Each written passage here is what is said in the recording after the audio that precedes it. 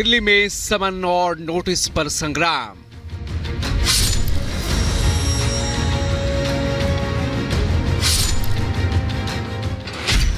विधायक खरीदने के संगीन इल्जाम, अब सबूत देने को लेकर खींचतान।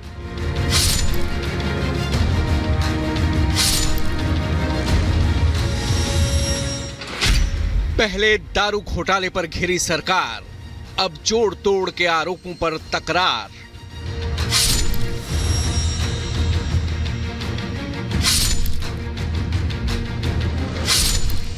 दिल्ली में शराब घोटाले के बाद आपकी तरफ से विधायकों की खरीद फरोख्त के आरोपों पर सियासी पारा हाई है। शराब घोटाले में पहले से ही सीएम केजरीवाल को ईडी के बार बार समन से आप परेशान है। इस बीच उसकी तरफ से बीजेपी पर अपने विधायकों को खरीदने के गंभीर आरोपों पर भी अब आप घिरती नजर आ रही है। आपके आरोपों को लेकर बीजेपी की शिकायत पर दिल्ली पुलिस लगातार एक्शन मोड में है, जिसके तहत शनिवार को सीएम केजरीवाल के बाद रविवार को क्राइम ब्रांच की टीम ने दिल्ली सरकार में मंत्री आतिशी को नोटिस दिया। क्राइम ब्रांच ने सीएम केजरीवाल और आतिशी से विधायकों के खरीद फरोख्त के आरोपों पर आज तक अपना जवाब मांगा है। इस बीच क्राइम ब्रांच की तरफ से नोटिस मिलने के बाद आतिशी ने प्रेस कॉन्फ्रेंस की, जिसमें उन्होंने विधायकों की खरीद फरोख्त के आरोपों पर क्राइम ब्रांच की भूमिका पर सवाल खड़े करते हुए बीजेपी पर निशाना साधा। वैसे तो जो बेचारे क्राइम ब्रांच के अफसर आए, हमें उन बेचारों पे की दया ही आती है। दया इसलिए आती है कि जब पुलिस में आए होंगे, प्रमोशन के बाद इंस्पेक्टर बने होंगे, एसीपी बने होंगे, तो तब सोचा होगा कि पुलिस में आके देश की सेवा करेंगे। लेकिन आज उन बेचारों को टीवी की एक प्राइम टाइम नौटंकी बना के छोड़ दिया है उनके राजनीतिक आकाओं ने। वहीं क्राइम ब्रांच के नोटिस पर भी आतिशी ने सवाल उठाए। आज सुबह भी मेरे घर आकर भी 2-3 घंटे की नौटंकी के बाद एक ये नोटिस देके गए। अब ये नोटिस भी मजेदार है। ये नोटिस ना तो एफआईआर है, ना ये किसी प्रकार का समन्स है, ना इसमें आईपीसी की कोई धारा, ना इसमें सीआरपीसी की कोई धारा, ना इसमें पीएमएलए की कोई धारा, ना इसमें प्रिवेंशन ऑफ करप्शन एक्ट की कोई धारा। तो कुल मिला के क्राइम ब्रांच 48 घंटे की नौटंकी के बाद मुख्यमंत्री अरविंद केजरीवाल जी और मुझे एक एक चिट्ठी देके चला गया। वहीं शराब घोटाले में 5 बार ईडी के समन और अब क्राइम ब्रांच के नोटिस के बीच सीएम केजरीवाल ने कहा कि वो झुकने वाले नहीं हैं, चाहे उन्हें जेल में भी क्यों न डाल दिया जाए। साथ ही साथ केजरीवाल ने यह दावा भी किया कि उन्हें बीजेपी की तरफ से ऑफर आया है। सारी एजेंसी छोड़ दी, केजरीवाल के पीछे, संजय सिंह के पीछे, मनीष सिसोदिया के पीछे, सतिंदर जैन, इन्होंने सारे षड्यंत्र रच लिए, लेकिन हमको झुका नहीं पाए। हमने कहा काम तो चलेगा, काम तो करते रहेंगे हम लोग। ये कहते हैं बीजेपी में आ जाओ, हम छोड़ देंगे। मैंने कहा बिल्कुल नहीं आऊंगा बीजेपी में, कतई नहीं आऊंगा बीजेपी में। क्यों आ जाए बीजेपी में? नहीं आते बीजेपी में। बीजेपी में चले जाओ तो सारे खून माफ सब। शराब घोटाले की जांच के बीच सीएम केजरीवाल की तरफ से विधायकों की खरीद फरोख्त के आरोपों और उस पर क्राइम ब्रांच के नोटिस पर आपकी पैंतरेबाजी पर बीजेपी ने जोरदार प्रहार किया है। अरविंद केजरीवाल है, वो झूठ बोलने में माहिर है और हमेशा झूठ बोलते हैं, फिर बाद में माफी मांगते हैं।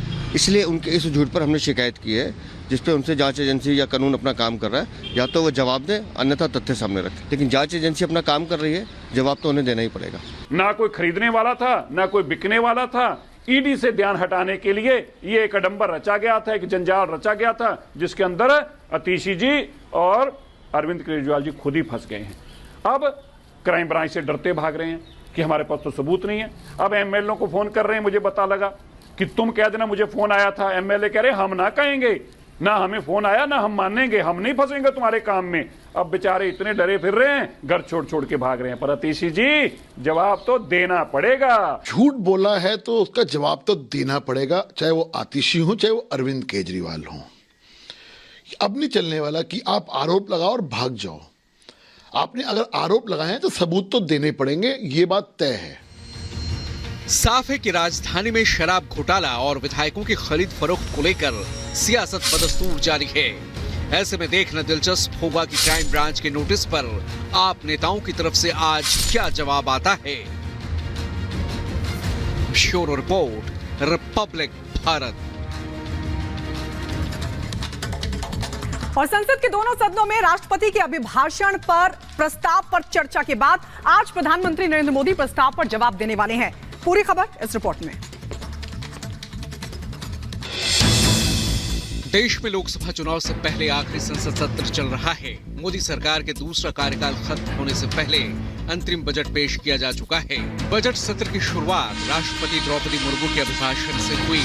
31 जनवरी को राष्ट्रपति मुर्मू ने सत्र की शुरुआत संसद के दोनों सदनों की संयुक्त बैठक को संबोधित करके की, जिसके बाद लोकसभा और राज्यसभा में धन्यवाद प्रस्ताव पर चर्चा की गई। अब आज पीएम मोदी राष्ट्रपति के अभिभाषण पर धन्यवाद प्रस्ताव का जवाब देंगे।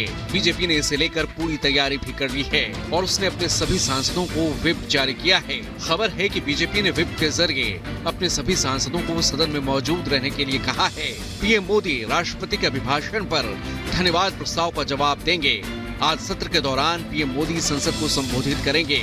इस दौरान वो अपनी सरकार की उपलब्धियां गिनाने के साथ ही भविष्य के लिए उनका एजेंडा भी देश के सामने रख सकते हैं।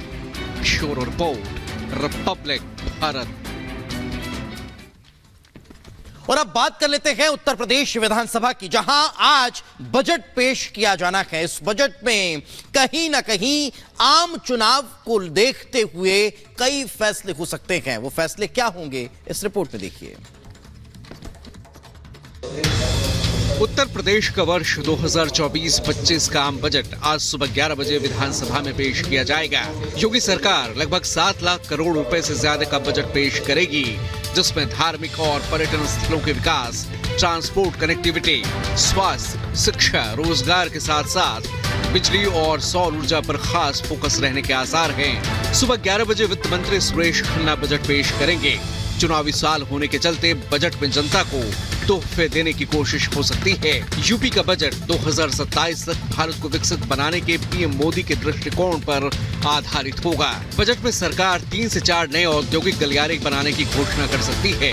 इसके अलावा लखनऊ मेट्रो के विस्तार की योजना, गोरखपुर, वाराणसी, प्रयागराज मेट्रो के लिए भी बजट में अहम ऐलान की संभावना है। कुंभ की तैयारियों और अयोध्या और काशी जैसे धार्मिक स्थलों के विकास पर भी जोर दिए जाने की संभावना है। सुबह 9:30 बजे लोक भवन में मुख्यमंत्री की अध्यक्षता में कैबिनेट की पहले बैठक होगी।